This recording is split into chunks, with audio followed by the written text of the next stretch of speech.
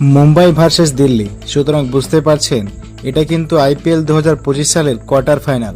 আপনারা যদি হিসাব করে দেখেন, দিল্লি যদি হারে তাহলে বাদ পড়ে যাবে, মুম্বাই যদি হারে তারা কিন্তু আরেকটা চান্স হবে, কিন্তু দিল্লির জন্য এটা কোয়ার্টার ফাইনাল। এক কথা, দিল্লি যদি হারে তারা বাদ পড়ে যাবে। এখন আপনারা কমেন্টস করে অবশ্যই জানাবেন আজকের এই খেলায় কারা জয়ী হবে। এখানে একটা জিনিস কিন্তু এই দুই দলের মাঝখানে সিমিলারিটি রয়েছে। জিনিসটা হলো তারা দুই দলই কিন্তু সর্বশেষ যে ম্যাচটা খেলেছে তারা কিন্তু দুজনেই গুজরাটের সাথে খেলেছে। গুজরাটের সাথে হেরে কিন্তু দুই দলই আজকের ম্যাচটি খেলবে। তাই বুঝতে পারছেন তারা কিন্তু একটু চাপের মাঝখানে রয়েছে। কিন্তু মুম্বাইয়ের কপাল কিন্তু খুলেছে দিল্লির সাথে। আপনাদের মনে পড়ে কি, টানা 3টি রান আউট যে করেছিল, এরপর কিন্তু দিল্লির কপালে ফাটা পড়ে যায় আর মুম্বাইয়ের কপালে টিক চিহ্ন লেগে যায়। বুঝতেই পারছেন। আর এই মুম্বাই যে খুব ভালো পজিশনে রয়েছে বিষয়টা কিন্তু এরকম না, ডু অর ডাই ম্যাচ হিসেবে বলা চলে। তবে আপনাদের মনে পড়ে কি 2014 সালের কথা, যখন মুম্বাই এ ধরনের সিচুয়েশনে পড়ে গিয়েছিল যে 14তম ওভারে একটা নির্দিষ্ট টার্গেট দিয়েছিল রাজস্থানের বিপক্ষে, তারা কিন্তু এটা ওভারকাম করতে পেরেছিল। লাস্ট বলে 4 রানের প্রয়োজন, কিন্তু তারা ছক্কা মেরে ওই রানটি ক্যাচ আপ করেছিল। এমনকি কুলকাম রাহুল দ্রাবিড় ম্যাচের ক্যাপ ছুড়ে মাটিতে মেরেছিল। সুতরাং বুঝতে পারছেন মুম্বাই যখন প্রেসারে পড়ে তারা কিন্তু দুর্দান্ত খেলে। সুতরাং আজকের খেলাটি কিন্তু দুর্দান্ত হবে। দিল্লি ক্যাপিটালসের শিবিরে কিন্তু ধাক্কা লেগেছিল, যেমন জেফার ম্যাকগ্রা তিনি কিন্তু আসবে না। আবার দেখেন Mitchell Starc premium bowler, IPL এর অন্যতম সেরা বোলার, তিনি কিন্তু আর যোগদান করেনি। সুতরাং বুঝতে পারছেন এই দুটি ধাক্কা কি তারা ওভারকাম করতে পারছে। গত ম্যাচে কিন্তু বাংলাদেশের মুস্তাফিজুর রহমান ভালো বোলিং করেছে। অন্য বোলারদের হিসাবে যদি হিসাব করেন, এ তুলনায় কিন্তু তিনি যথেষ্ট ভালো বোলিং করেছে, কিন্তু তারপরেও কিন্তু একটা উইকেটও কিন্তু দিল্লি ফেলতে পারেনি। আপনারা যদি খেয়াল করে থাকেন 199 রান নেহাত কম না।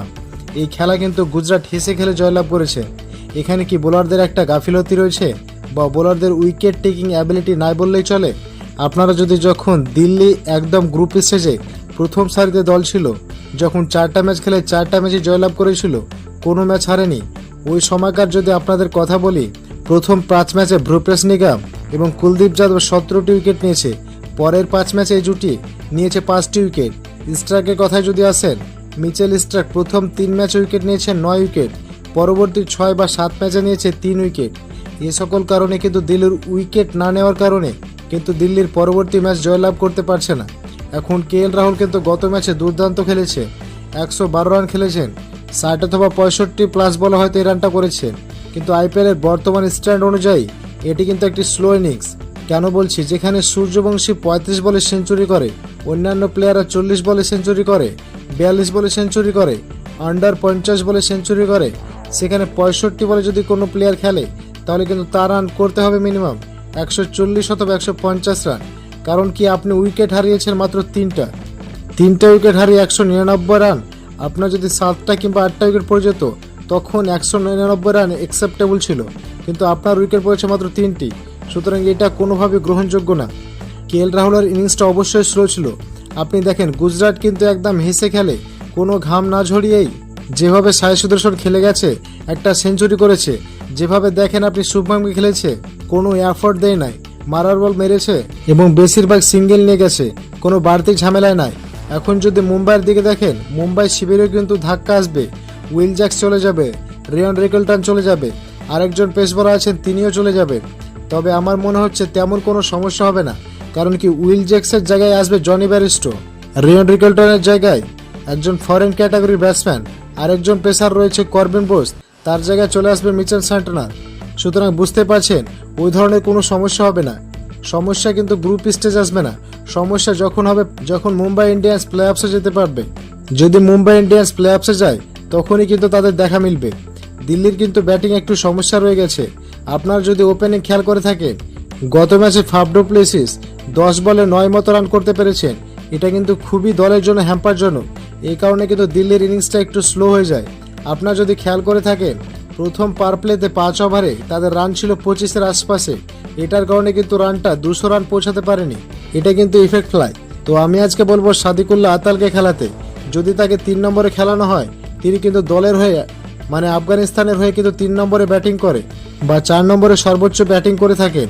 আপনি যদি অভিষেক পোরেলকে ওপরে পাঠিয়ে দেন, সে সাথে কেএল রাহুল যদি ওপেনিং করে, তাহলে কিন্তু দলটার আপনার ফ্লেক্সিবিলিটি বেড়ে যাবে। সুতরাং বুঝতে পারছেন এটা হচ্ছে পরিবর্তন। এখন যদি মুম্বাইয়ের দিকে তাকান, মুম্বাই কিন্তু ভাই অত্যন্ত শক্তিশালী দল। Rohit Sharma, Ryan Rickelton, Will Jacks, Suryakumar Yadav, Tilak Varma, Hardik Pandya, Mitchell Santner, বুঝতে পারছেন একটার থেকে আরেকটা। এখন মুম্বাই সিম্বিরেও কিন্তু ধাক্কা লাগবে, কিন্তু এখন লাগবে না, এটা লাগবে যদি প্লে অফে যেতে পারে। রয়্যাল রিকেলটন WTC ফাইনালের জন্য চলে যাবে, আর ইংল্যান্ডের খেলার জন্য চলে যাবে উইল জ্যাক্স। তারপরে পেস বোলার অলরাউন্ডার করিবিয়ান বসও চলে যাবে। দুর্দান্ত বোলিং করেছেন তিনি, ব্যাটও কিন্তু ভালো করেছেন, কিন্তু তার রিপ্লেসমেন্ট হিসাবে কোন প্লেয়ার প্রয়োজন নাই, কারণ হচ্ছে মিচেল স্যান্টনার অলরেডি বেঞ্চে বসে আছেন। তিনি এখন অলরেডি ফিট, তিনি সরাসরি দলে ঢুকে যাবেন। সুতরাং আমি মনে করছি না মুম্বাইয়ের ওই ধরনের কোনো বড় সমস্যায় পড়বে। আর মুম্বাই হচ্ছে এমন একটা টিম, যখন তারা জয়ের স্বাদ পায় তারা কিন্তু আর থামে না। আপনাদেরকে 2014 সালের কাহিনী বলেছিলাম, 2014 সালের কিন্তু সেম প্রবলেম ছিল। প্রথম দিকে তারা 3-4টা ম্যাচ হেরেছিল, পরবর্তী তারা যখন জয়লাভ করা শুরু করলো, ওই যে একবার মোমেন্টাম তারা ধরেছে, তারা কিন্তু আর ছাড়ে নাই। গত ম্যাচে যদি তারা গুজরাটের সাথে হেরেছে, বৃষ্টি ভিড়ে তো কিন্তু একটা ম্যাচ ছিল, বাদ দিলাম সে কথা। তো আজকের এই ম্যাচে কিন্তু তারা খুবই শক্তিশালী দল নিয়ে মাঠে নামবে, এবং জাসপ্রীত বুমরা, ট্রেন্ট বোল্ট, দীপক চাহার, তাদের যে বোলিং লাইন আপ দুর্দান্ত, কিন্তু তারপরেও তাদের বেঞ্চে বসে রয়েছে আরও বোলার। সুতরাং বুঝতে পারছেন এই দলটি কিন্তু অত্যন্ত শক্তিশালী দল। যদি রোহিত শর্মা উপরে রান করতে পারে, সূর্যকুমার যাদব যদি রান করতে পারে, তাহলে তো কোনো কথাই নেই। সুতরাং বুঝতে পারছেন মুম্বাই দলটিকে যদি সাজিয়ে আসে, তখন আপনারা বুঝতে পারবেন এই দলটি কেমন দেখা যাচ্ছে। 1 নম্বর রোহিত শর্মা, 2 নম্বর রয়্যাল রিকেলটন, 3 নম্বর উইল জ্যাক্স, 4 নম্বর সূর্যকুমার যাদব, 5 নম্বর তিলক বর্মা, 6 নম্বর হার্দিক পান্ডিয়া, 7 নম্বর নমনদীপ, 8 নম্বর মিচেল স্যান্টনার, 9 নম্বর দীপক চাহার, 10 নম্বর ট্রেন্ট বোল্ট, 11 নম্বর জাসপ্রীত বুমরা। আপনারা সবাই জানেন ইম্প্যাক্ট প্লেয়ার খেলানোর সুযোগ রয়েছে। এখানে কিন্তু আপনি রবিন বিস যদি ব্যাটিংয়ের প্রয়োজন হয়, যদি বোলারের প্রয়োজন হয়, অশ্বিনী কুমার কিংবা করণ শর্মা আপনাদের কাছে আছে।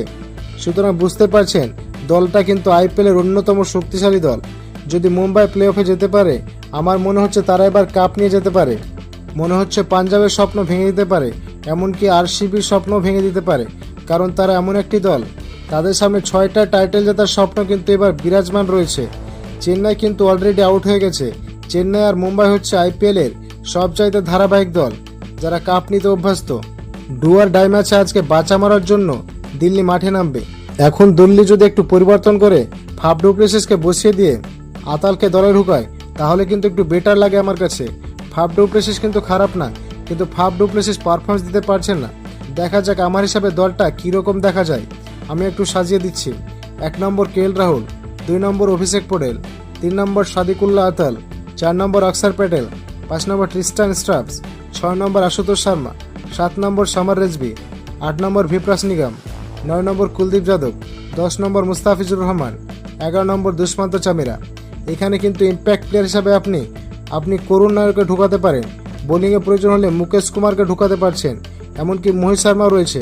সুতরাং বুঝতে পারছেন অপশান কিন্তু তাদের কাছে রয়েছে। কিন্তু দিল্লি যে খারাপ দল আপনি সেটাও কিন্তু বলতে পারবেন না, কারণ তাদের উইনিং স্ট্রিক রয়েছে।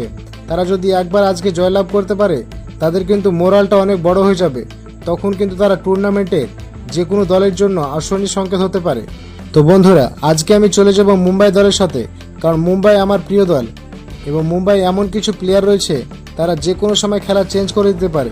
সেটা বোলিংয়ে আপনি জাসপ্রীত বুমরা বলেন, উপরের দিকে রোহিত শর্মা বলেন, সূর্যকুমার যাদব বলেন, উইল জ্যাক্স বলেন। সুতরাং বুঝতে পারছেন মুম্বাই কিন্তু অত্যন্ত একটা শক্তিশালী টিম। তো দর্শক, আজকে বিদায় নিলাম, ভালো থাকবেন আপনারা। ধন্যবাদ সবাইকে। নতুন কোনো ভিডিও খুব শীঘ্রই নিয়ে হাজির হব।